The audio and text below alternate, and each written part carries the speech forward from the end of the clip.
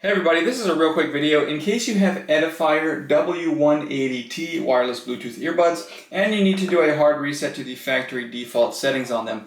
Now you're going to want to do this for one of two reasons. The first one is troubleshooting. If these earbuds are not connecting to your phone or other device, or they're not pairing with Bluetooth, or if the left earbud is not working or the right earbud is not working, a factory reset can fix a lot of these issues.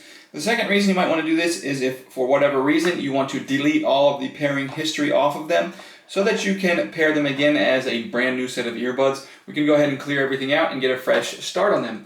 So it's really easy to do. We just need to take the earbuds out of the case and then make sure that the earbuds are not connected to anything. So if you take them out and they pair with your phone, this is not going to work.